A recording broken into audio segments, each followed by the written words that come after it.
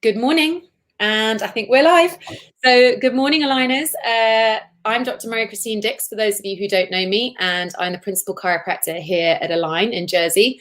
And today I'm super excited to be able to introduce you and talk to the amazing Dr. Harry Brown, who I've been calling Dr. Harry James, his middle name, for like ages. And Harry joins us from Perth, Australia. Where it is slightly sunnier, though we actually have quite a nice day today. So I'm going to let Harry introduce himself, and then we will get into our topic for the day, which is screen time.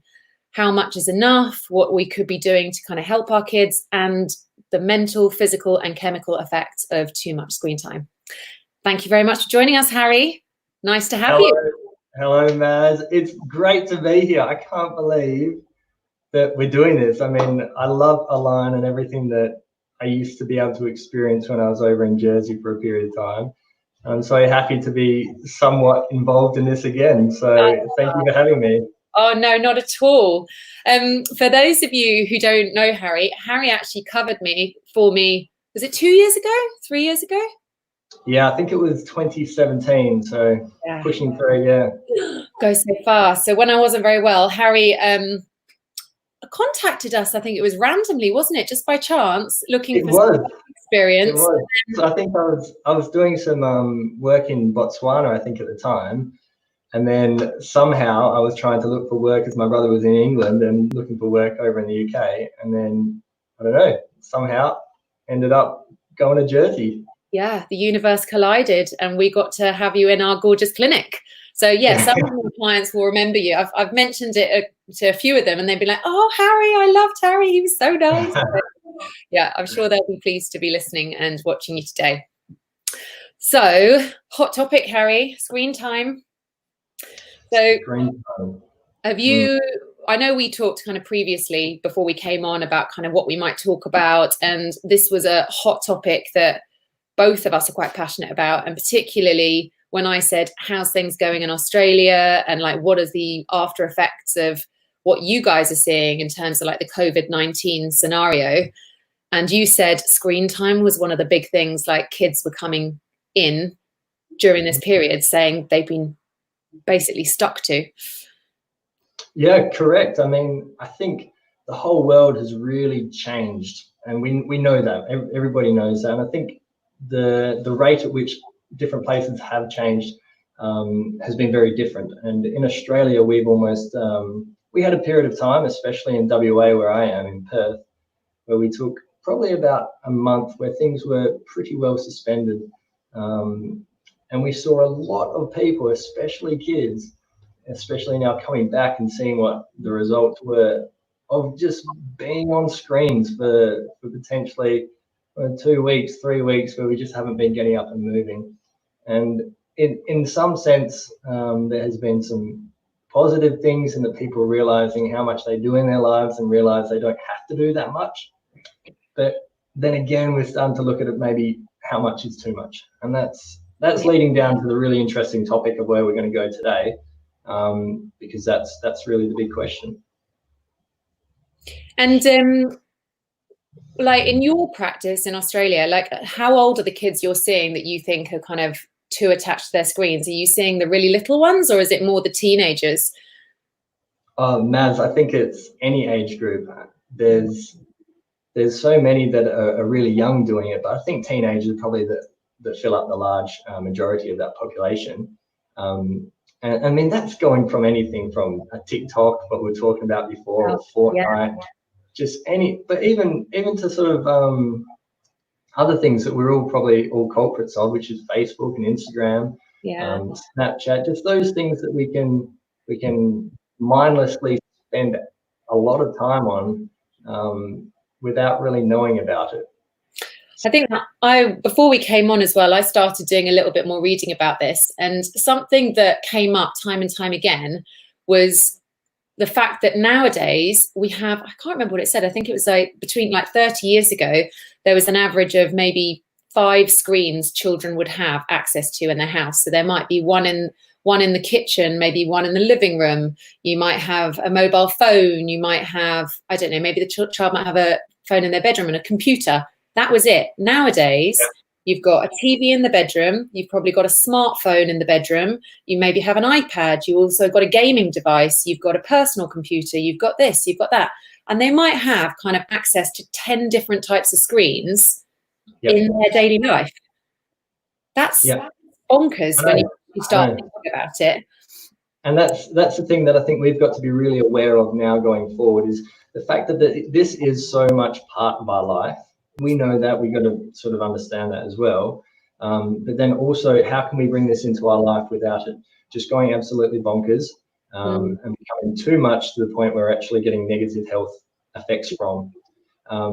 And I sent the blog, I just wrote a health blog about this, talking about what is too much screen time, because I think that is a massive topic. When we look at people coming into practice, and parents are really quite worried about, like, how much is too much, and how much should I be allowing, because there's not too many guidelines. I think, I'm not sure if you did a bit of research into that. Yeah, I'm the same. I've really struggled to come across anything in the UK or the US that gives really like explicit guidelines. It's all quite vague.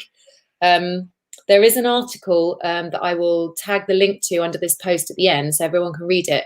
And it's combined a lot of data on this stuff. So it was really informative, and I'll touch on at the end kind of the guidance of where a specific expert who kind of, this is his area in the UK, says where people should be, and it's way less than the average currently, I can promise you that.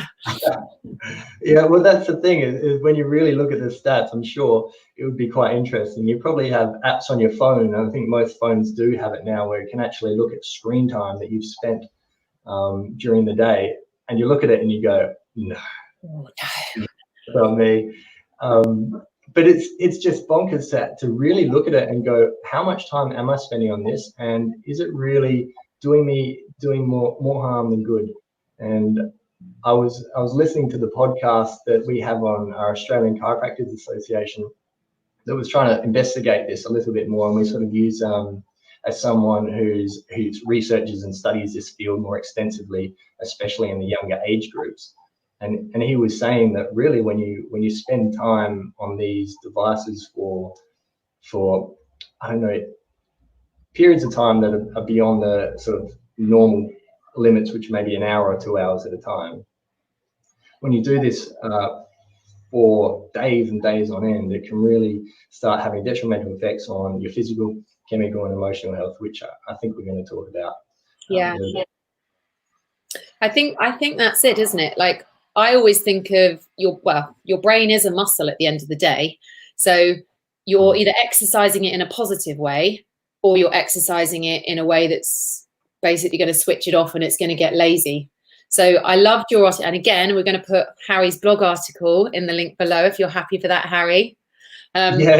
It was a fab blog. And there was, in that, it made a really good kind of point that I'd not considered. But when you scroll, when you're just mindlessly kind of like scrolling through your phone, your brain is not actually kind of active and exercising and strengthening. It's actually making kind of your communication skills, your understanding, comprehension actually less and less. So when you're on your screen, a top tip, I think, is probably to actually only go on it if you've actually got something to do or you're interested. Or if you literally only want to scroll, try and set yourself a time limit for like 10 minutes so that you're not sat there 2 hours later scrolling, because you've basically just put your brain on me. Which is, that's not a bad idea, Maz. I actually really like that idea, and I've suggested it to a few people, because otherwise we can just find ourselves going through on the wheel, just keep on going. But what you bring up about the brain, the impacts on the brain, the associate researcher who was talking about it was basically saying that, and comparing it to London cab drivers, and the London cab drivers that were learning the streets during their period of training increased a certain part of their brain massively during that period when they're trying to train and understand whereabouts they need to go. But almost the opposite happens when you spend time scrolling through the Instagram and TikTok, where we see a reduction in that brain size. which if, I mean, the general public knew that, I think we'd all massively change the way that we use this screen media. Yeah, I mean, the one thing again that kept coming up is the effects it has on the 0 to 3 age group. I mean, the data that's really coming through is anyone under 2 should not have any screen time whatsoever. And there's a number of experts that say this, that say there's absolutely no positive gains for children under 2 to have any screen time, because their brains are hardwired to learn communication skills, kind of empathy, unspoken communication, and screens offer none of this. You know, what you're doing is actually delaying developmental kind of milestones by allowing your kids to use screens. That's terrifying, because I know for mums and dads in this sort of scenario, when you're busy and maybe you're trying to work from home, or you've got multiple kids, you've got dogs and the rest of it, it's probably very easy sometimes to go, do you know what, just have that for 5 minutes or 10 minutes, just let mommy get on with this. So yeah. I'm conscious in the world that we live in now, the COVID world, and going forward, there needs to be kind of a sensible approach so that parents don't beat themselves up if their kids are on screens, but equally they kind of know the negative points and why they really need to not be doing certain things, so that they can kind of pick and choose according to their situation and their lifestyles, I suppose. I think that's excellent, Maz, like a sensible approach, because we know that even though screen media, and especially in that age group 0 to 3, can be very, very detrimental during such a rapid growth of learning that they go through. We almost need to remember that, yes, it can be that detrimental, but that there are other effects that it can have that can be quite positive. Yeah. And I think having that nice balance, which I talk about in the blog, almost treating it like a healthy diet, like just you can have it for sure, but let's just be careful about how much that we're really giving to ourselves and to our kids. It's funny you mentioned diet, Harry. So nutritionally, like, what happens to kids when they're stuck on screens? I mean, this is a whole separate area. Yeah. I know, and this completely bewildered me when I heard this, but when I was listening to this podcast, who researches these things, and he basically said that screen media, and whether it be whatever it be, basically, but kids can find themselves quite happily sitting in their world of comfort around them in their bedroom, wherever that may be in the house, quite happily on screens. And what happens is that they can start to neglect other parts of their health, which I mean, that happens. It's impossible to sit in one spot and then not neglect your physical well-being, your chemical well-being, which is what we're talking about, nutrition. And we find that kids really struggle in this department. And there's quite a lot of stuff out there that absolutely shocked me. It was the fact that there were children dying between in their teenage years because of the fact they weren't receiving enough nutrients that were required to keep their bodies and their heartbeat and electrical impulses going while they're on the screen.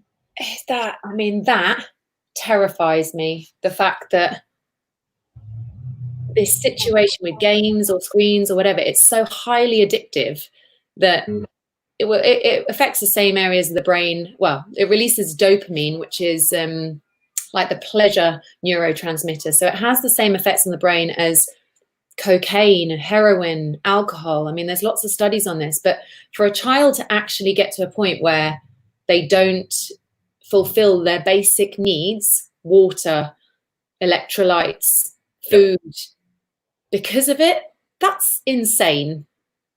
Yeah. Absolutely insane. And that's the thing. I mean, we don't know who to blame in this situation. I mean, yes, it might be a parenting issue as well, which we got to understand, but at the same time, it is a real area that we've got to be very conscious on. And yes, it is the end stage, I guess, of the most extreme cases. But the fact that exists, I mean, I think we need to be aware of this. Yeah. So with all of the, like, we know the effects of screens. So Facebook's a great example. You know, for those of us who have a Facebook account, you know, it's very nice when you put a nice post up and someone likes it. That is a dopamine hit. You get a little, oh, that's really nice. People like my post. That's addictive. Yeah. We know that. It's why we scroll. It's why we like Instagram. It's why we like TikTok. It's, you know, it's a drug, basically. We're what's the word I'm looking for? It's like a feedback loop, basically. You do something, oh, you get a nice. The problem is, if you have an addictive personality, and this is where it comes down to the kind of the genetic side, hereditary stuff, like if you are coded that way anyway, as an adult maybe, and you've got to think maybe your kids might have inherited a little bit of this as well. So I think that's where you've got to think, right, maybe I need to limit my child's screen time more than, let's say, someone who doesn't have a very addictive nature. Yeah. This is where kind of common sense comes in, and understanding your own kind of physicalities and kind of mental stuff as well.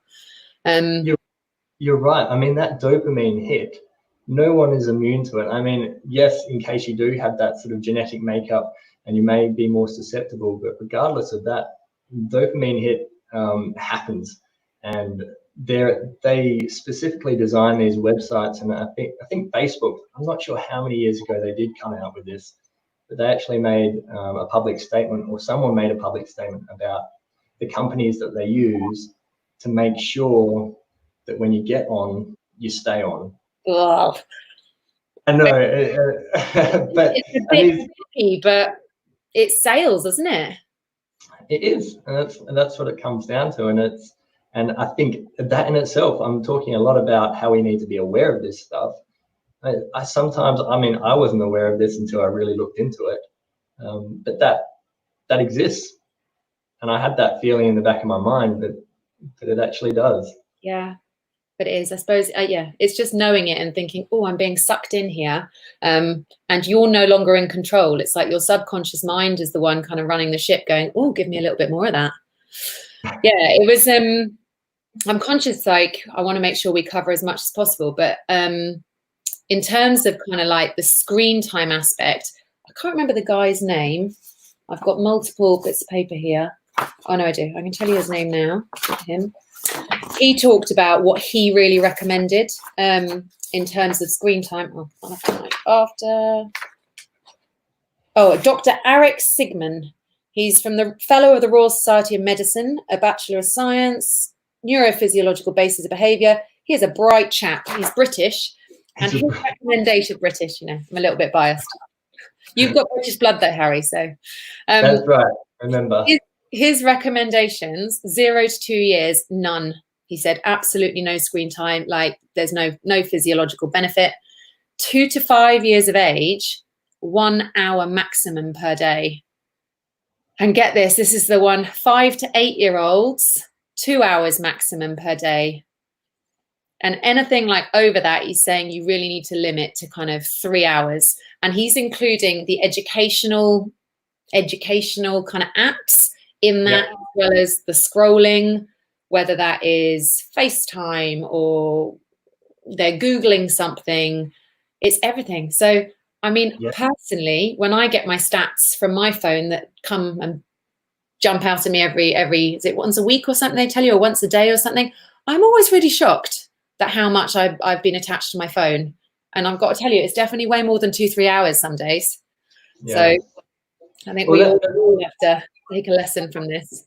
Well, I mean, what you were talking about with, I mean, FaceTime and online communication, which we've obviously, during this past month, 2 months, however long it's been, COVID-19, it's literally, we have been having to do this sort of communication a lot more.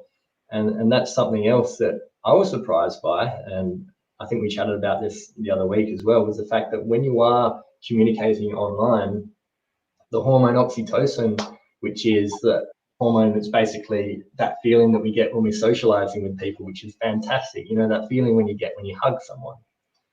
We just don't get that oxytocin release in the same levels as when we do when we're obviously face to face. Yeah. So even though that I think, and I've heard this in clinic today actually, with kids saying that I'm being social, I'm playing online, I'm talking to friends. And I'm like, well, it's one form of being social, but it's definitely not physiologically giving you the same results that you would if you were actually out there communicating with people face to face. Yeah.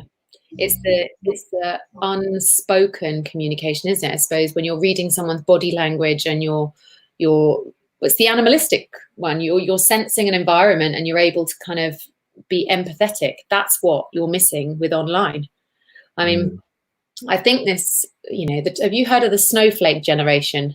Do you have that term in Australia? No? No. No. Okay. So over here, I don't know whether it's a British term or like a worldwide term, but the generation coming through that they're as delicate as snowflakes, because I think they're the ones that have grown up with tech and this environment and this instant gratification that they get a dopamine hit. They swipe something and they get all these pretty colors, or they get a like. So they're constantly being reinforced, like positive reinforcement. So when they get negative reinforcement, or get, if they're in a work environment, for instance, and get disciplined or said, no, you're not doing that right, they can't cope. They fall to pieces because they've got no resilience to ever having kind of negative input, I suppose. So when we're talking about screen time and kids kind of developing communication online with other people, it's just making, I don't know what the next generation after snowflake generation is going to be like. They're just going to fall to pieces. They're just not going to know how to communicate or how to take criticism. Yeah, I get very worried about this, to be honest. Well, you have to make sure you tell me if I'm jumping the gun here, Maz, but we also, as chiropractors, we're constantly looking at the balance between the sympathetic and parasympathetic divisions. And if we've got kids who are being brought up and they've got these physical and chemical and emotional stresses that are just not to what we used to or expect, and we're going to have some changes in the way they're functioning, and it's going to be really, really hard to sort of break them out of what they've been doing for, chronically. It's potentially a chronic illness, we could start calling it. Yeah. If they've started at age 2 and then we see them at 25 years old, and that change in being in a sympathetic division and then changing them out into a parasympathetic division may have already caused or manifested itself in many physical problems already. Yeah, in disease. So, like, for anyone listening who doesn't really understand what we mean as chiropractors when we're talking about sympathetic versus parasympathetic, chiropractic is based around your nervous system. So I'm going to teach people to suck eggs a little bit here. So apologies, I'll be really quick. So yes, we're about getting people out of physical pain, realigning your spine as such. But the reason for the realignment is to get your brain, spinal cord, and all the nerves coming off that working appropriately so your nervous system can function. You have 2 aspects to your nervous system. You've got multiple aspects, but in simplistic terms, you've got your sympathetic aspect and your parasympathetic. The sympathetic response is your fight or flight. This is the stuff that keeps you alive. If you sense danger, puts your heart rate up, it increases your breathing, it lowers your digestion, so that if you did see a threat, you can fight the lion, get away. Parasympathetic is the bit that switches all that off and puts you in this nice, calm, rest and digest, expressing kind of the best of your health and just being your best. The problem we have in the Western world and the world we live in today, particularly COVID-19 world, is the majority of us are living in a sympathetic state. We're stressed, our nervous systems are overwrought, so our heart rate is probably working harder. Our digestion is probably working a lot slower because we're all eating rubbish and probably drinking too much wine. Mental health has gone downhill. So we want to try to change everyone back into the parasympathetic state. And that's what we're talking about right now in kids and screen time. Yeah. In a nutshell, I hope. In a nutshell. And Mads, it's so important that you said that, because it reminded me of one of the things I think we meant to talk about early on was the effects of the blue light that we get from screens. Yes. Yeah, I had a bit of a light bulb moment there. So basically, we're constantly on these screens that are just pumping out blue light all the time. And if you don't have any of those filters on your phone already, definitely start putting them on, those orange light filters, and don't be that person that sits up at 12 o'clock at night shining up your face, scrolling through Facebook, because not only are you losing brain cells, you're driving your sympathetic nervous system, which is terrible, as we say. You're just a Duracell bunny basically, and you're going to burn out. So blue light, that is for, again, anyone who's kind of not really familiar with this term. Blue light is the stuff we see on all of our devices, our smartphones, our computers, Kindles even. It's just not a good light, basically. It's in a frequency that destroys our melatonin particularly. It also affects mitochondrial DNA, which is like your battery power in your cells. So this is getting a little bit complicated on that side, but if you want more information on that, I'm happy to kind of tell you all about it, because it freaks the living hell out of me, and I follow lots of groups on this stuff. But top tip for kind of helping put yourself back into parasympathetic when it comes to the blue light: no digital stuff at night. It's amazing in the morning because blue light is designed to wake you up. So it regenerates and kind of switches your lights on, gets your body powered up for the day. But we're beings that when the light goes down at night, sun sets, we should be powering down. But we're basically putting all this blue light still into our systems, telling our bodies and our brains, no, it's still daytime, it's still daytime, it's still daytime. So then our melatonin just doesn't function and we don't sleep. So if you've got kids that are basically on their screen times all day, and then they're going to bed taking devices with them, no wonder they don't sleep, or no wonder they're blooming crabby and the rest of it the next day, because they're not getting the rest their brains need to develop and heal, and also the full function sleep. So yeah, blue blocker glasses. I don't have any with me, but they're really sexy. But you can get nicer looking ones. Are a really good place to start. I think even what you're saying there, Maz, talking about kids, I mean, at school, I mean, the introduction of laptops and iPads into schools nowadays is pretty much ubiquitous. Everyone's got them. So this probably brings up a question that I'm not sure if I don't think we'll be able to answer, because it's a bigger problem. But should we really be doing this and keeping them on screens during the day, and then potentially allowing them to be on screens at night time as well?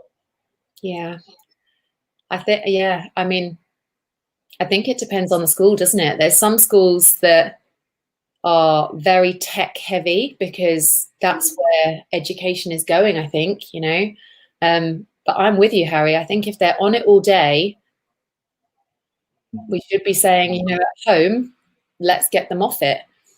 There was a study I came across on my research that basically did a study with children, varying ages, and they did an interview to say, asking lots of questions about screens, how they felt about it. And there was a really high percentage, I think it was 80-something%, said that they actually felt that screens had a negative impact on their life in some way, which is quite astounding that kids were aware of that. But equally, they said that a really high percentage as well thought their parents had double standards. So, like, I can understand that, parents, kids are asking parents questions, and parents are like this, yeah. And one of the researchers in one of the papers said it actually has a more detrimental effect on a child kind of under 3 if you do not get off your phone and look at them directly in the face, eye contact, allow them that non-verbal communication. Like, it's really damaging and sticking to your phone. So I think when we're talking about screen time and like how we can potentially help kids at home and do what we can to just make sure that they're not getting too much, I think we need to also look at our own screen time and practice what we preach. So no phones at the table, have a communication, have a chat at dinner, all of the things we're probably also a little bit guilty of, not just kids. That's right. And that's what we were saying in terms of who's most, who's to blame in terms of who's doing it the most. And it's quite hard to really pinpoint a certain age group. Yes, there might be a certain age group that are doing it a lot more, but really right across the board, everyone's doing it. It's pretty hard not to. Yeah. And if we take ourselves back, I mean, this is what we're always trying to do, is take ourselves back to what human beings and what we're designed for and what our best life really is. And screens don't really come into that. They're not going to give us health. No. They're advancing, and I always use the word advancing technology forward. They're advancing technology forward, but they are basically taking health backwards, is my personal opinion. I mean, a little bit off topic, but like the apps they're talking about now, the apps for kind of monitoring COVID-19, where does that stop? Like, there's going to be an app for that. There's going to be an app for monitoring who's had a vaccine. There's going to be an app for monitoring whether you've left your house. You know, personally, I don't see these as advancements for humankind. I see this as a nanny state and something that is going to severely impact people's mental health, their rights, their physical health. It's totally, that's probably a completely separate topic, to be honest. But Mads, it's really coming down to the fact that I think we're always talking about is that we always want to be bringing health back towards its most natural state. And we've got all these things, all these layers that keep getting put on top of our lives, and the modern environment that is constantly deteriorating from our health. And I think we basically want everybody, and this would be my dream, probably your dream too, is that everyone just have a greater consciousness of their health and where they're at physically, chemically, so what they eat and toxins they're exposed to, and their mental health, and really be aware of anything that's potentially deteriorating from those three key pillars. I think chiropractors understand this. This is what like the whole basis is on. You know, if you look after your physical health and your nutrition, chemical, and your emotional, then you are operating as a holistic system that should be functioning optimally. As soon as you don't do that, or you're only focusing on one area, it all kind of goes to pot.